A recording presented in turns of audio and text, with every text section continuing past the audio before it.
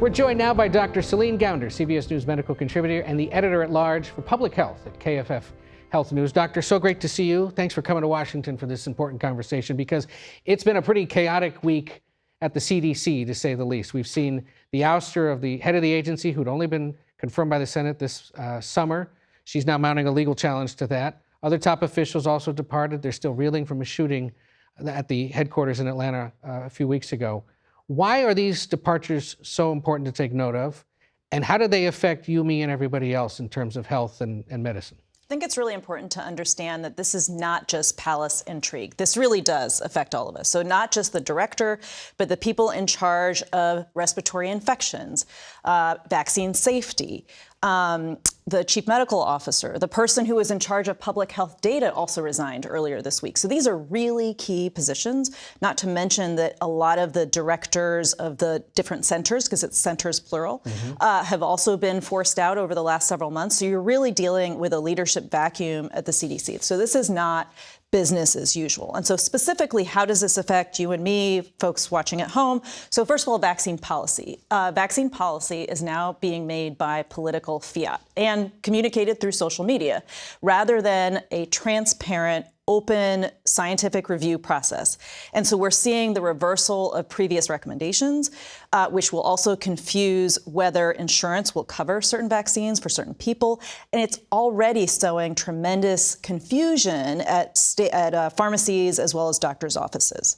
So there is a series of meetings coming up regarding the future of vaccines and how they're going to be available, who gets them. Tell us about that and the concerns that some of these now former CDC officials had about what might happen at those meetings. Yeah, so these meetings are scheduled for mid-September. Some of the things on the agenda include the newborn hepatitis B dose. We typically give it to newborns because that's to prevent transmission from the mother to the baby. So that's one of the most common ways hepatitis B is transmitted. One of the first shots a baby gets. One of the first shots it gets, for good reason. Also, protection for infants for RSV, one of the most common causes of hospitalization among infants. Number 3, the COVID shots. And we expect to see a tightening of availability, eligibility of COVID shots, especially for healthy kids and adults.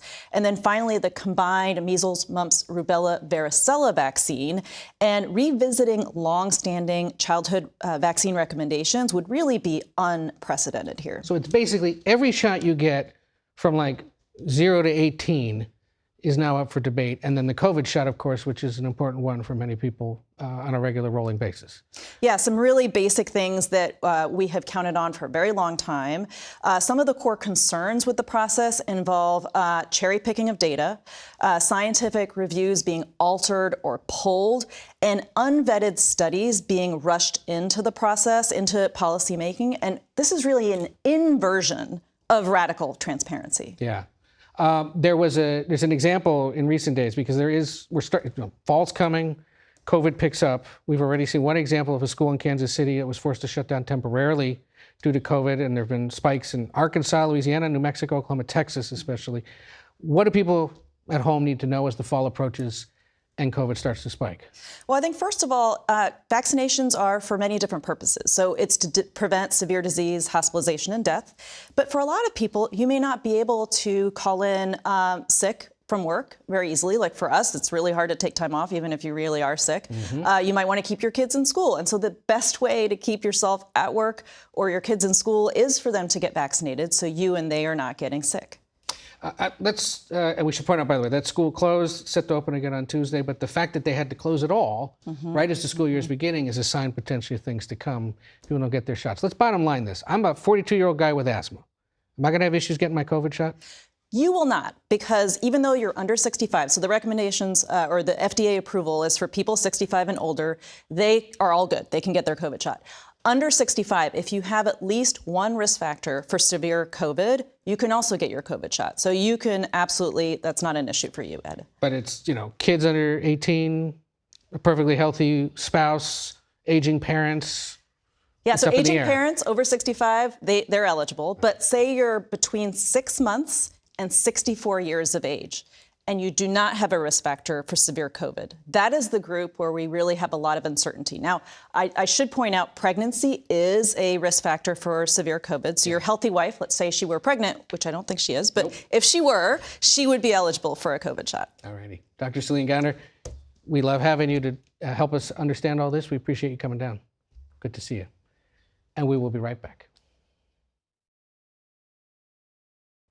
We are joined now by a panel of political journalists who know what they're talking about. Let's put it that way. CBS News senior White House reporter Jennifer Jacobs, Politico's Capitol Bureau Chief Rachael Bade, and Washington Post newly minted Chief Political Correspondent Karen Tumulty. Great to see all of you. We were just talking to Dr. Gounder about the ouster of the CDC director. We've seen the ouster of a handful of other officials at the Federal Reserve. Jennifer, I understand you have some new information on where the president may be seeking to oust people next. Well, it's not like they're going agency to agency and picking an agency that they're trying to clean out. It's a little more random than that. But I can tell you that they're really serious about trying to weed out people who they think are working at cross purposes to their agenda. I asked around if there are more firings coming, and I was told yes, definitively. And I'll tell you a quick anecdote that kind of illustrates this. So there was a surprise birthday party a few days ago for one of the president's top advisors, Stephen Miller. And he was entertaining this crowd, which included a bunch of cabinet secretaries and House Speaker Mike Johnson and other VIPs. And he was explaining about how back in the day when he and Mike Johnson were just, essentially nobodies, he would run his ideas by Mike Johnson. And even though Stephen thought they were crazy, even himself, Mike Johnson said that they were good ideas. And Stephen said, some of the stuff we're trying now is untested. But it just really illustrated how this president and his closest advisors are willing to do whatever it takes to try to push out people that they think are at cross purposes to their agenda. And that includes people at these quasi-independent agencies, whether it's the bureaucracy that they inherited or whether it's people that the president personally interviewed and selected, like the CDC director. Yeah. When Donald Trump talked on the campaign trail about draining the swamp, I mean, he's been talking about this for 10 years. I don't think a lot of people, thought he was talking about health officials, about scientists, about people who work in national security. But obviously he's taking it, his sort of, mantra to that point right now. And I mean, we have to acknowledge that a lot of people have said Donald Trump doesn't have this authority. When it came to DOJ and getting rid of a lot of federal workers, folks said, look, they have a lot of protections. You can't do this. Well, the courts, a lot of them have sided with him. And so he's taking it to the next step here. And, there's a lot of questions about whether he can do it. But obviously he's going to try. And he's succeeded a lot in the courts where a lot of people thought he would not. But with Congress coming back, what are they going to do about it? Well, nothing. Yeah, pretty much good point. Basically nothing. And this is not only, it's not only a war on expertise, but in the early phases, it was all about going after the so-called deep state, government employees, the bureaucracy. Now they've begun to oust their own people, their own appointees. And as you write today, most of the conservative movement kind of hangs back, stays quiet about it, and lets it happen. Exactly. Not just stays quiet about it, they're encouraging it. Right. I mean, look at Laura Loomer and what she has been doing in terms of pushing for firings, and she's been very successful. You heard Secretary Noem talk about crime. You saw Illinois Governor Pritzker's response to that, Rachel. Republicans obviously see this as a winning issue for them. How is Congress going to pick this up? Because a lot of this has transpired since their summer break began. They're going to get asked all sorts of questions this week as they come back about whether there's something they need to do to step in. Look, I think you're going to see Republicans lean into it. I mean, obviously, this is an initiative that Donald Trump himself has been pushing. I don't think if you asked lawmakers, specifically Republican lawmakers in July, if they were going to be focused on a big crime bill in September, I don't think anyone would have told you that that would be the case. But Donald Trump has been very successful in terms of changing the narrative. I mean, when you think about lawmakers leaving town at the end of July, everyone was focused on Epstein and how the president couldn't shake that narrative. Now they're coming back, and the full focus of Washington is on crime. And this is an issue, as I have written in my column, that very much benefits Republicans. I mean, there are polls that show a lot of the nation doesn't like what he's doing with the National Guard. Right. But when it comes to people's approval rating of Trump and crime, he's at something like 54%, according to a recent So AP he's found poll. a new issue to help boost him. Yes, of course. The word he used this week was trap, that Democrats are walking into a trap. And in fact, crime is an issue that has always been problematic for Democrats because they are sort of caught between not wanting to look soft on public safety, but also protecting civil rights, which are one of their core values. Which is what I thought made the governor's answer interesting, where he said, yeah, you're right, I'm not helping the federal government with immigration because we're worrying about crime and public safety at the state and local level, and they'll do the immigration. And his ability to split those two, I felt, was a little cleaner than many other Democratic governors and mayors have been when they realize they're dealing with this hot potato. The other thing that struck me in that, too, was him saying we would welcome some federal help. Yes. The FBI Send more. helping us catch bad guys. Yeah. And I think that I was also, when I was doing reporting this week, it turns out a lot of police chiefs across the country are watching this with great curiosity because they want to see, you know, what's working here and what's not in D.C. Yeah, I thought his response about bringing in ATF officials and FBI officials helping with crime there, that showed me that Democrats are starting to maybe read the political tea leaves here and come up with smarter answers. Because when Trump first started talking about this, the response was, we don't need the National Guard. Crime is down. Look at the stats. But the reality is people don't feel it. 80% of Americans think crime is just as bad as it was recently or getting worse. Only 20% think it's actually getting better. On the politics of it, Trump people don't just want to win issues. They want to systematically work their opposition into a corner and crack their coalition. And if you were to design an issue that could start to nibble away at the Democratic stranglehold on large metropolitan cities in the United States, this is it. Yeah. You are, I like to call you Scoop, at least around these parts. And you had another big one this week regarding the future of Iowa's Republican Senator Joni Ernst. She's announcing in the coming days that she's not running for re-election. That had been talked about, thought it might happen. She had also made a 2-term vow, and so we're nearing that. Why'd she do it? And is it indicative of a problem for the party in Iowa or for congressional Republicans writ large that someone like her would walk away? I think we're going to have to wait to hear from her on why she did it. It'll be very interesting when she makes her statement this week, if it does indeed come. But Iowa, it is really turning into a hot battleground. You have not had an open U.S. Senate race and an open gubernatorial race at the same time with no incumbents in nearly 60 years. So my sources say that Iowa native Matt Whitaker is talking with President Trump about a potential run for U.S. Senate in 2026. He has told people he's going to decide by the end of this year. He's currently the U.S. ambassador to NATO, and he's been in the news lately for that Ukraine-NATO arms initiative. You've also got Republican Congresswoman Ashley Hinson, who our Republicans tell me they're fully expecting her to jump into the race in the next few days. And activists, Republicans in Iowa really like her. They say she's very personable. She's obviously good in front of a camera. She came from the world of TV. Then you've got, on the Democratic side, this guy named Josh Turek, who is a Paralympic gold medalist. The Democrats are pinning a lot of their hopes on him.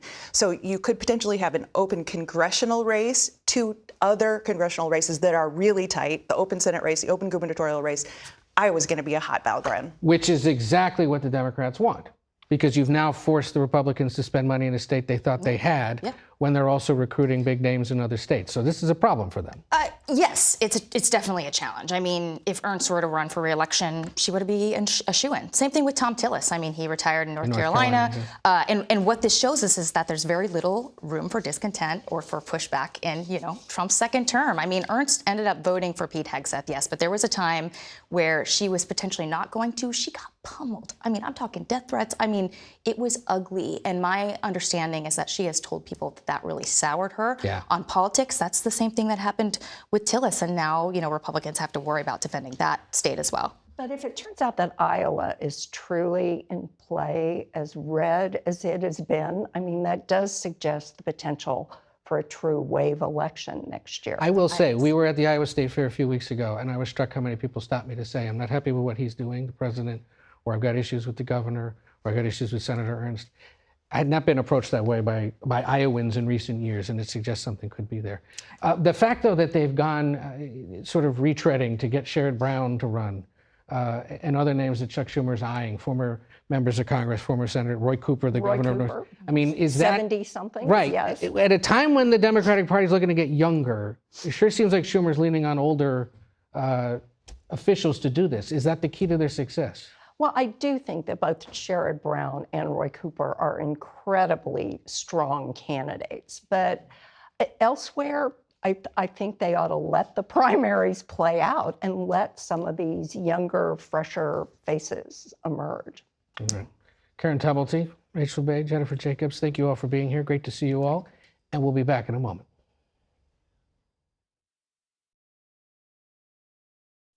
We go now to the Executive Director of the World Food Program, Ambassador Cindy McCain, who joins us this morning from Rome. Ambassador, thank you so much for being with us. And you're with us in part because you're just back from a trip into Gaza. So few outsiders are getting in these days to assess the situation. What did you see? Well, first of all, thank you for covering this. I did go into Gaza. I entered through the Kisifim Gate, went to Deir al-Balad, then on to Khan Yunis and out through the Kerem Shalom Gate. I saw a lot of devastation. I saw a lot of hunger. I saw people waiting in long lines for water. What you would expect to see in a situation like that. And there's clear desperation in the hearts and minds of the people there because there just is not enough food. I met with a family of 11 people that had come from the north. They'd walked all the way down. And what I saw, they had pictures that they brought with their belongings, and I saw the kind of the before and after pictures, and I didn't even recognize these people. They have the weight loss, the malnutrition, the stress, and everything the toll that it's taken on their family. It's truly a devastating situation, and something that we need to demand a ceasefire about right now and make sure that we can get in there and feed. And yet Israel has declared Gaza City a combat zone and is ending humanitarian pauses and ramping up airstrikes around the city. Gaza, of course, is one of the areas where a global monitor has confirmed famine. You talk about the hunger you saw in and around that region. What will a more aggressive military offensive in that area mean for Gaza City? Well, it's going to limit the amount of food that they have access to. Of course, the danger alone is a whole other part of that, as you know. And it does not make it easy for humanitarian aid workers to get in there as well, to make sure that we can do our job. The one thing that I've been saying all along about situations like Gaza City and others is that humanitarian aid workers are not targets. They're not targets, and this has to end. So I'm hoping that perhaps it won't be as bad as we think it's going to be, but I have a feeling we're going to see some more serious devastation. In fact, you bring up the issue of safety for humanitarian workers. Last year, among the deadliest on record, nearly 400 killed in the line of duty. There was a World Food Program convoy that came under fire in Gaza last month. I mean, absent a ceasefire, what more needs to be done by warring parties to protect humanitarians as they try to carry out this work? Well, these people are desperate. In terms of the ones that are on the ground, rushing the trucks, et cetera, what we need is full, unfettered access at scale to be able to get in and feed in a way where the panic subsides. And secondly, of course, we don't do anything that involves guns or military in any way, shape, or form. And that's on purpose. That's who we are. That's our mandate. And so obviously, a ceasefire, as I said before, being able to get in at scale, unfettered, and in a safe manner, and continuously get in and get into the furthest sites where we can't get food into the most vulnerable people that are at risk right now. As part of your trip to the region, you also met with the Israeli Prime Minister Benjamin Netanyahu. You described it as a productive meeting and said you discussed what you need in order to be able to get access. But you also said it was clear there isn't enough food getting into Gaza. And I want to read you something that the Prime Minister's office posted on social media. They said, in part, it's regrettable that Mrs. McCain has since issued statements contradicting what she told us in Jerusalem. That is a misrepresentation. Israel is enabling a steady flow of aid in sufficient quantities.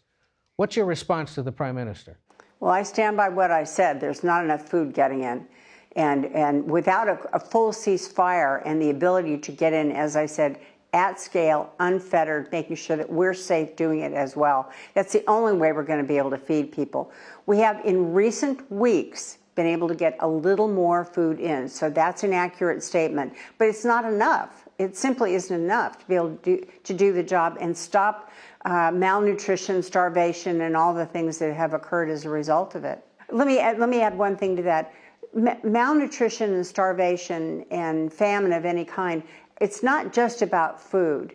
It's about water, it's about medicine, it's about the ability to treat the entire body of a person who is undernourished or malnourished in that way. So it involves more than just the food trucks, although that's very important, but it also involves things, special feeding for children, as well as medicine and water that need to all get in. Executive Director of the World Food Program, Ambassador Cindy McCain, thank you so much for bringing that important perspective to us this morning. We'll see you soon. Thank you. And we'll be right back. Finally today, we want to pay tribute to our good friend and colleague Mark Knoller, who passed away Saturday at the age of 73. Knoller covered the White House for nearly 30 years for CBS News Radio, but he was best known for his role as the unofficial chief White House statistician. You could say that I'm kind of the CBS News numbers man at the White House. Now, it's not always groundbreaking information, but it does add context and perspective to the activities that the president engages in. For example, how many speeches, remarks, and statements do you think President Obama gave during the year just ended in 2010? Well, by my count, it was 491. His numbers were so accurate, and his generosity with sharing them, not just with his fellow reporters, but also administration staffers, reflected Knoller's deep respect and admiration for the institution of the presidency. For all of us working alongside Knoller, both on the White House beat and at CBS, was truly a joy. But even just listening to him on the radio was special. That's it for today. Margaret will be back next week for Face the Nation. I'm Ed O'Keefe.